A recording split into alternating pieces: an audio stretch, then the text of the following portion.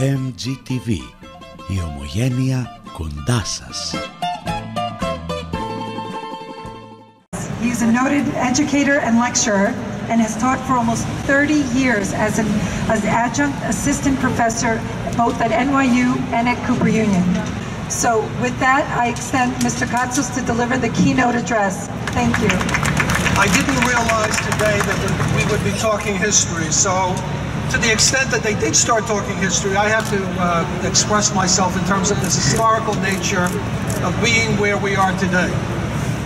When it was mentioned that the statue of King George III that was there at Bowling Green, that it was taken down, understand it was taken down by slaves. It was taken down by African-American slaves, and that becomes very important to the conversation. Because here today, we're talking about the Hellenic independence and 400 years, 4 centuries of slavery. Part of the reason why they put that fence up there, why the British put the fence up there, was because in the early 1700s, the Sons of Liberty would come with poles that on top of it would have the Phrygian hat, which was the hat of the slaves, and on it would be the word liberty, eleftheria, and they would do this on a constant basis. This would start in the early 1700s.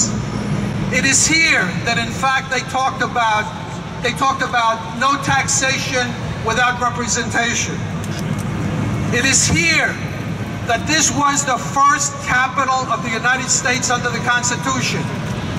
It is here, as was indicated, that the house of the first president, he never lived there, was right where that brilliant building by Cass Gilbert was built.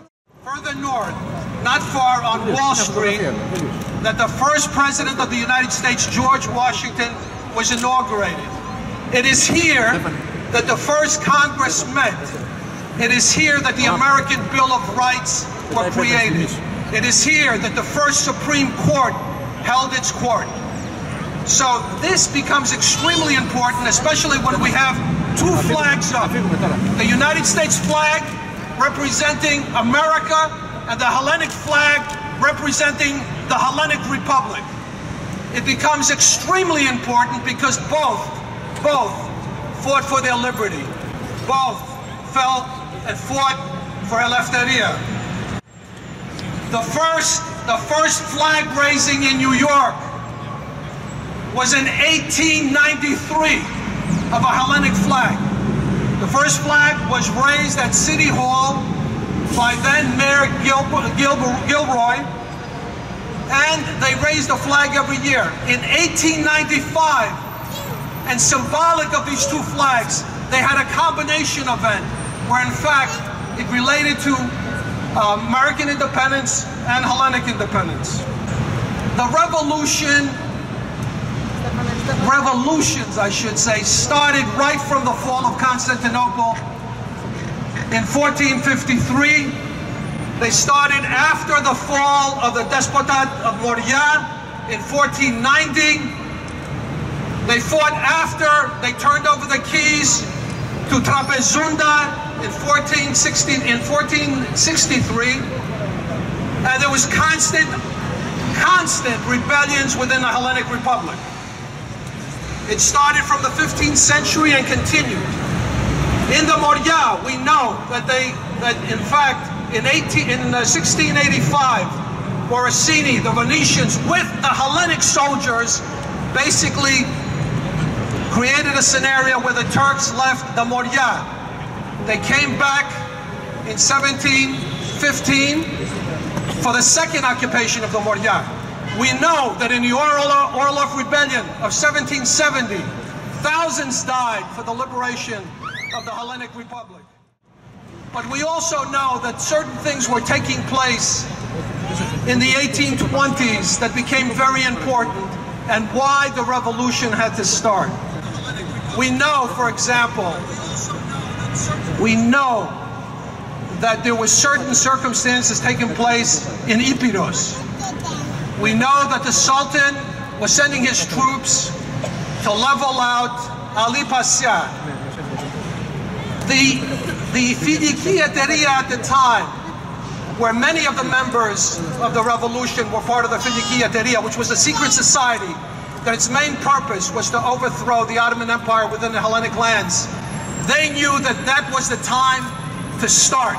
They knew that when the troops, in particular Khurshid Pasha, who was in Tripoli at that time, when he looked around, they heard there may be something going on. They didn't see anything. He headed with the troops basically to go against Ali, and it was time for the revolution to start. The day of March 25th was chosen on purpose because it was a very important religious holiday, the Annunciation of the Theotokos. But before March, people from the diaspora, many of the heroes of the revolution, Kolokotronis, for example, who was in Zakynthos, all the Kleftas who were thrown out in the early 19th century by a firman of the Sultan, they started to come back into the homeland. And the revolution started actually before March 25th. The people knew something was going on. It started in Ilia. It started in Kalavrita. It started when the Magnates decided to declare war in March 17th and marched against Kalamata. Meanwhile, in the northern Taitos mountains, the Sambasotes came down from the mountains and they also marched towards Kalamata. Kalamata was basically taken over on March 23rd, and the revolution was way going on. What was happening in the United States at that particular time during the revolution? What was going on? America at that time was pro-revolution. Why would they be pro-revolution? Many people don't know this, but there was always a relationship between the Americans and the Hellenes. For example, Parais and Jefferson had a lot of discussions with each other when Jefferson was the ambassador to France during the revolution. They discussed many issues and kept up correspondence for many years. We know that the first battle of the Americans outside of America in 1805, in the Battle of Darna, which the famous Marine song talks about, the shores of Tripoli. Who was in the shores of Tripoli? They talked about the Marines taking over Tripoli. Who was there? Who did the Americans rely on? There were 10 American Marines, and there were 50 Hellenic soldiers with them that stormed the shores of Tripoli and helped America during the Barbary Wars. It was the first battle of the United States outside of America. It was the first battle that they won. It was the first monument that was in the capital of the United States that was assembled just for that particular instance.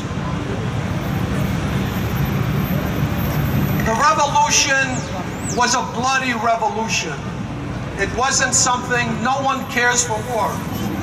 But as Riga indicated, it is better an hour to be free than 40 years in slavery.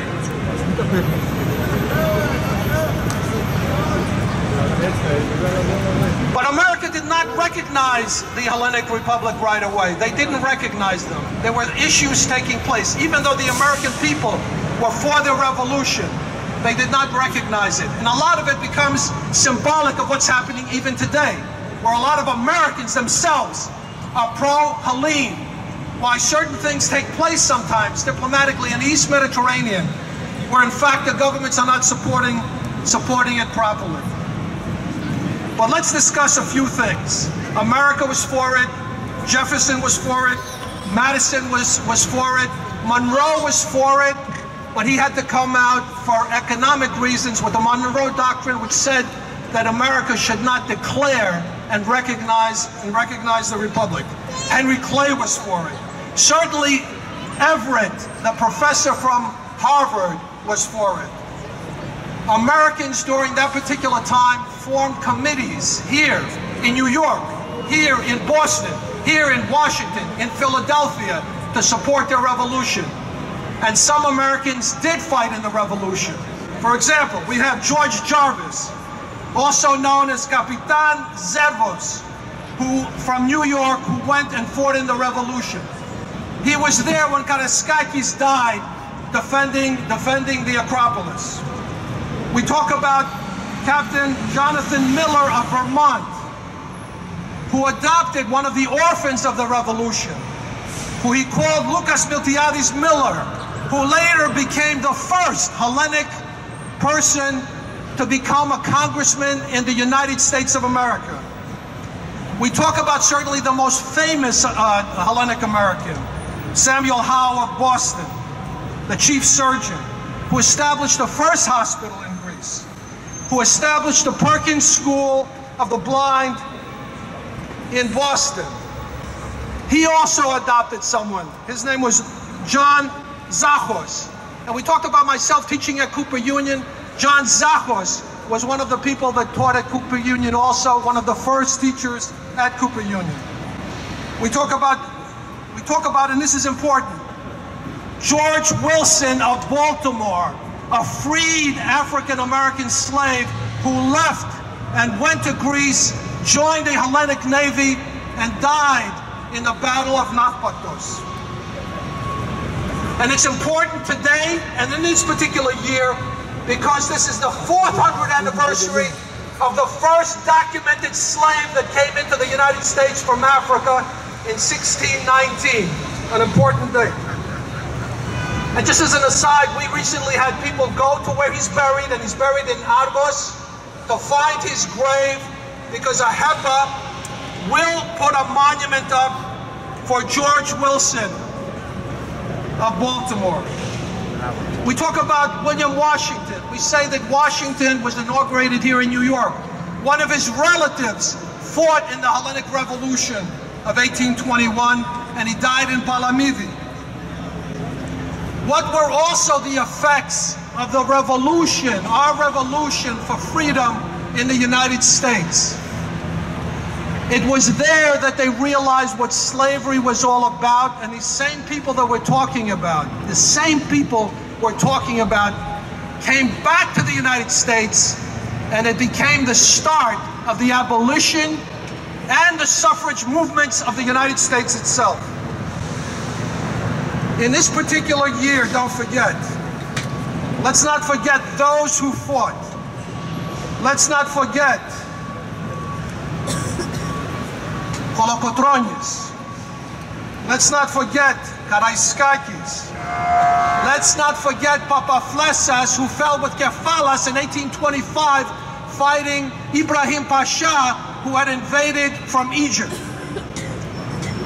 Makriyanis, Ypsilantis, Bubulina, Canaris, Manto Mavrevigenu.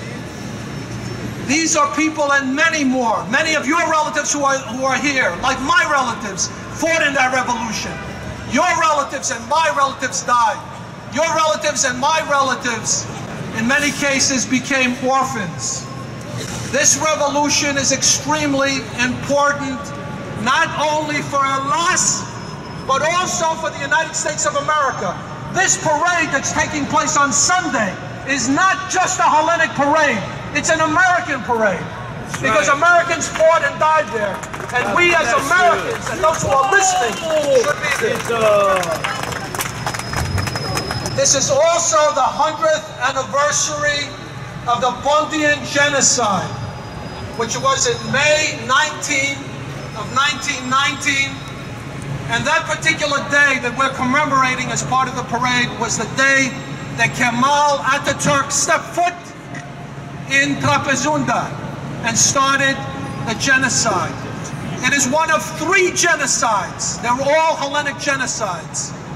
The genocide of Thraki, the genocide of Pontos, and the genocide in 23-22 of Asia Minor. These are things we should not forget. We should also not forget now, after all these years, almost 200 years, that there was only one nation that was invaded and still occupied, and that is Cyprus. And that is a shame. That is a shame on all of us as Americans. And also, what countries in the world had capital controls imposed upon them? Cyprus, a Hellenic nation. Elas, a Hellenic nation. What does that tell you? I am from a HEPA. I am the Lieutenant Governor of HEPA. I'm also the chapter president of the largest chapter of HEPA, not only in the United States, but in the world. And I say to you that we fought in the 1820s against the KKK, and I say to you that I am looking in the East right now and seeing bad things taking place to our people. No, we are not the other. No, we fought for freedom. Yes, we are one with America. God bless America. May Cyprus be united and free, and Zito Yalas. MGTV USA. Οι δραστηριότητες της ελληνοαμερικανικής κοινότητας με βίντεο και πλήρες ρεπορτάζ. Επισκεφτείτε την ιστοσελίδα μας mgtvusa.com. Καλύπτουμε καθημερινά τα γεγονότα στην Ομογένεια.